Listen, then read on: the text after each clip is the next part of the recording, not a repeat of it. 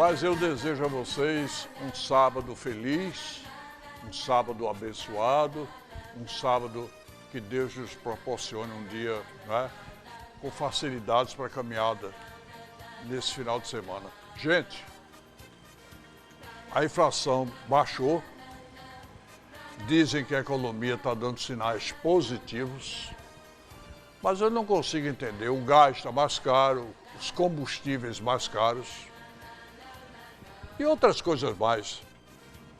A safra e entre safra deram certo, dizem que a comida baixou, há quem conteste e há quem confirme que baixou realmente, mas o quilo de tomate está por R$6. Não sei. Eu estou recebendo hoje, nesse sábado, um advogado criminalista, meu amigo, maçom, meu irmão, Dr. Paulo Salles, que é um homem altamente gabaritoso e que participa hoje trocando ideias com a gente. Boa tarde, doutor Paulo. Boa tarde, Zami. Boa tarde, amigos.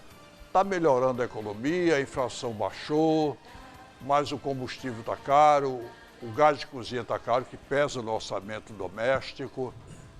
Outras coisas também encareceram. Como é que a gente entende isso, doutor Paulo?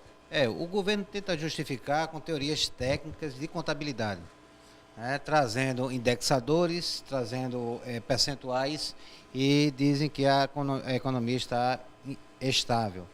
Mas no dia a dia nós vemos que ela não está estável. Não está. Você vê que nós temos para próximo aumento de passagem de ônibus, isso vai alcançar todas as classes que usam desse transporte. E é inevitável esse aumento, né? É inevitável, porque é o aumento do combustível, enfim. Então eu não vejo isso como uma coisa verossímil. Eu vejo mais como uma situação, bora tentar estabilizar as ideias, porque é ano de eleição.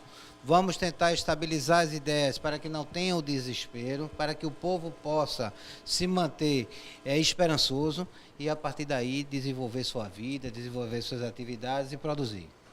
Doutor Paulo, a criminalidade está muito grande. Precisa mudar a lei no Brasil? Não. Eu entendo que o problema nosso não é um problema da legislação. Embora alguns digam, a legislação do Brasil é uma legislação frágil. Ela não é. Há quem diga isso. Ela não é. Temos 700 mil, detentos no país. O problema é que nós temos uma crise social. Se você não tem uma atividade para que o jovem desempenhe suas atividades, seu tempo, gaste seu tempo, ou utilize seu tempo com estudo, com esporte, com música, com cultura, com arte, esse jovem vai ficar com o tempo vazio e apto a ter todo tipo de agentes nocivos, levando ele para a criminalidade. Quer dizer, cabeça vazia é a oficina do diabo. Esse é o primeiro ponto. Segundo, se pode dizer isso, e eu digo sem medo e sem receio, que nós perdemos, nós, operadores do direito, nós, agentes públicos, perdemos a guerra para o tráfico. Perdemos. Enquanto um cidadão, ele está ali, na favela, no meio social melhor, ele quer crescer na vida, ele tem que passar 70%, 60% do seu tempo estudando, trabalhando, se esforçando e no final ele não tem nada. O traficante ele lhe proporciona logo lucro imediato se você ingressar com nada, com nenhum tostão, como se diz, para ingressar nessa atividade. Então, isso sim é a nossa perca em relação ao tráfico, e a criminalidade é quase todas derivadas daí. E a corrupção entra nesse meio, por isso que eu digo que é a crise social. O sistema carcerário nosso, ele é falido porque ele é corrompido. Lá entra bebida, lá entra celular, lá entra arma, jogam por cima do muro. Quer dizer, o agente penitenciário, não digo todos, que a gente não deve generalizar, mas tem corrupção. Isso eu digo, Sami, isso eu digo que é generalizado, porque recentemente, veja como é interessante, recentemente me procurou uma família que uma das suas filhas estava presa e o pai da criança também preso. Sim. Sendo investigado pelo tráfico. E tinha um filho de 3 anos de idade com problema depressivo por causa da prisão, que presenciou a prisão. Nós ingressamos com pedido de revogação de prisão, baseada na legislação, foi negado a liberdade, a prisão domiciliar dessa moça. Entramos com habeas corpus nesse tribunal, o tribunal negou. Mandamos para Brasília, utilizando da mesma jurisprudência e da decisão que deu para o político de São Paulo, para sua esposa, que tinha dinheiro de manter psicólogos, etc., tomando conta do seu filho, e foi negado. Então, o Poder Judiciário também vem nesse caminho. Quer dizer, de tem analisar dois pesos e duas medidas. Isso, interpreta de acordo com os interesses. Isso sim. Interpreta isso a é lei. que traz a corrupção, isso é que traz a marginalização, isso é que traz a violência. Tem um advogado amigo meu, por sinal muito competente, seu colega, doutor Paulo Salles. Ele me disse o seguinte: eu não estou mais advogando, porque eu me desencantei, porque a gente pode ter o melhor direito e se depara, às vezes, com a decisão do magistrado esdrúxula. A gente tem que apelar, gastar dinheiro, perder tempo. O nosso constituinte é prejudicado, porque às vezes funciona com uma interpretação para um, que o magistrado tem interesse que funcione, e para o outro não funciona. Isso desencanta o advogado, né, doutor Paulo? Desencanta sim, mas aí eu já penso diferenciado. Aí eu me recordo de Gil Teobaldo, um grande criminalista nosso, falecido recentemente. Gil era sempre um guerreiro em todas as ações, até em demasia por muitos. Mas eu digo o seguinte: eu acordo às 3 da manhã, todos os dias para estudar. Isso quem me conhece, meu irmão, meu amigo, o Samir sabe disso. No dia que eu desisti do que eu faço, eu acho que eu fui vencido. Embora na Constituição dê ao Ministério Público um munus de fiscal da lei, mas o advogado também é fiscal da lei. A partir do momento que ele não concorda com a decisão, seja do juiz, seja de quem quer que seja, de um tribunal, ele recorre, ele vai em busca do seu direito. Então, e a imprensa também deve ser fiscal da lei. Sim, não é? Sim. E hoje eu posso até dizer que, graças à imprensa, tantas e tantas coisas foram descobertas no cenário político e cenário nacional. Se não é a liberdade de imprensa, nós não saberíamos 1/10 de tudo isso que veio à tona e que resultou nesses escândalos todos. Eu já, diferentemente do nobre colega que foi citado, não o Gil Teobaldo, mas citado pelo amigo Samir, eu não me desencanto de lutar. Eu fico desanimado com o que acontece. Agora, lutar pelos interesses dos meus clientes, interesse social, principalmente, eu vou em cima. Inclusive, nós temos hoje, Paulo Salles está trabalhando com um pessoal na área de artes marciais, que nós estamos fazendo um trabalho para resgatar pessoas que foram detidos quanto menor. Porque o resgate aí é uma coisa interessante. Uma pessoa foi presa pelo crime de 157, roubo. Sai da unidade prisional. Se não der um emprego a esse cidadão, ele não tem outra atividade. Vai roubar outra vez. Não tem outra atividade. Ele é marginalizado pelo resto da vida. Só que o sistema carcerário tem o nome de sistema ressocializador. Não ressocializa ninguém. Ao contrário. E ainda fere alguns princípios constitucionais, o princípio da dignidade da pessoa humana. Que aí está até a presidente do STF vindo aqui, vindo em presídios, fiscalizando as unidades prisionais para ver como é que é. Olhando, mas não sei o que é que ela vai poder fazer. Nada. A questão é social. Ela quer só mostrar que está atuando, que está ligada, que está interessada, mas não vai resolver nada. Doutor Paulo Salles, advogado criminalista, a gente pode dizer que perdemos, nós, sociedade, estamos perdendo a guerra para as drogas? Eu acho que a gente já perdeu. Já perdeu. Só que tudo na vida, ela se transforma. Se começarmos a trabalhar hoje, dando ao jovem atividades, porque um jovem geralmente gosta de estudar, outro gosta de música, o outro já gosta de pintura, o outro já gosta de tocar instrumentos musicais.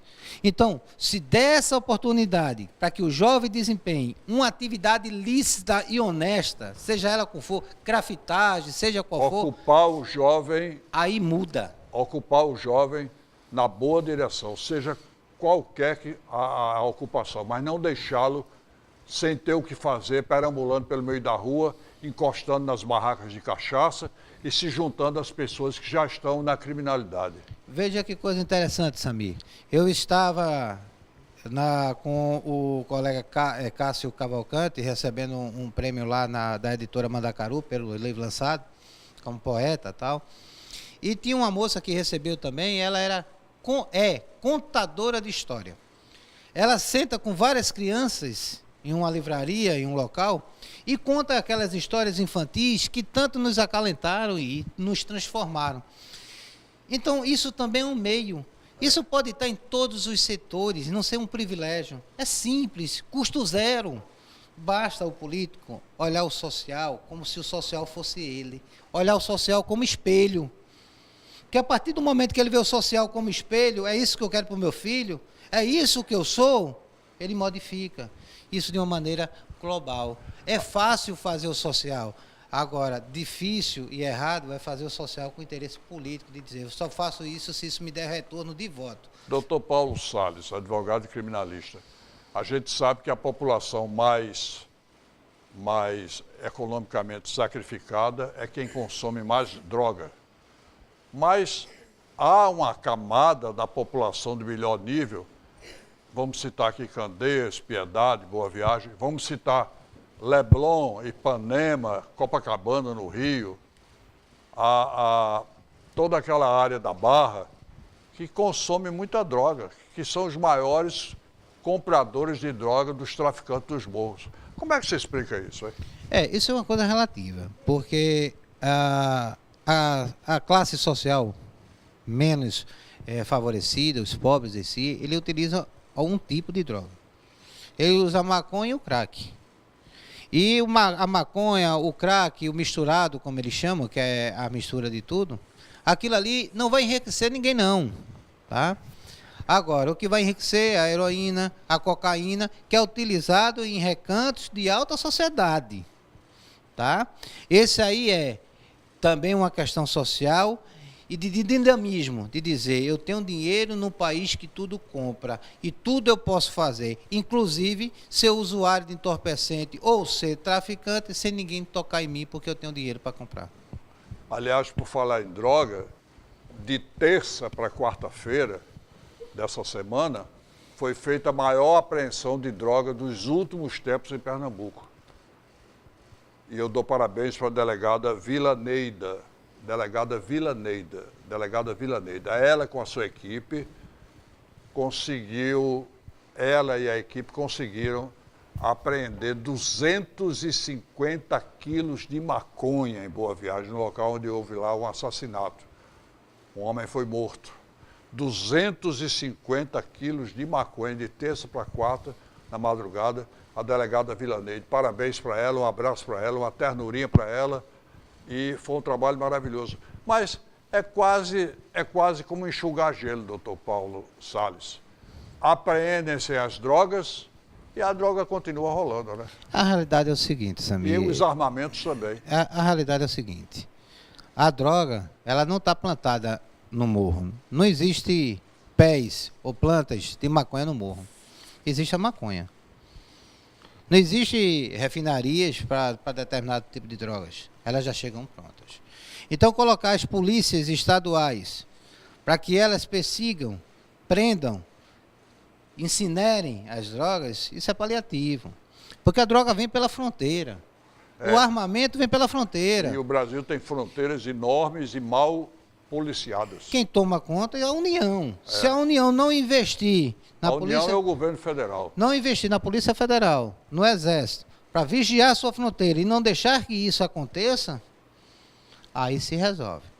E outro detalhe, também não adianta, porque só tem vendedor porque tem quem consome. E quando se tem uma legislação que diga que o usuário ele vai fazer um tratamento, ou o usuário ele vai fazer isso, e não se cobra realmente isso, não se fiscaliza realmente as clínicas de tratamento de drogas, isso também não vai adiantar. É uma utopia, e essa utopia vai ilusionando as pessoas, e ao final continua o mesmo caos. Inclusive, me permita, tem um livro de Reduzido a Pó. Reduzido a Pó. A Pó. É Diana Ponto, porque é o caso verídico, ela não quis dar o nome completo à autora, porque é uma história real. Ela conta como a droga destruiu a família. Reduzido a pó, porque a família dela reduziu a pó. E uma analogia ao pó, que seria a cocaína ou a heroína. Ela realmente se perdeu nessa situação, perdeu o filho, perdeu o casamento, perdeu filhas, contadas nesse livro, e é uma coisa que chama a nossa atenção. Como isso chega na nossa casa. Como chega fácil na nossa casa. Como a droga ou como determinadas outras coisas entram na nossa casa sem pedir licença. E para sair é uma dificuldade. Doutor Paulo Salles, advogado criminalista. As redes sociais já estão todas aqui me cobrando o telefone do seu escritório de advocacia criminal. É o 3224... Vou anotar aqui. 3224... 2589. 2589. Isso. Atenção, vou repetir, hein?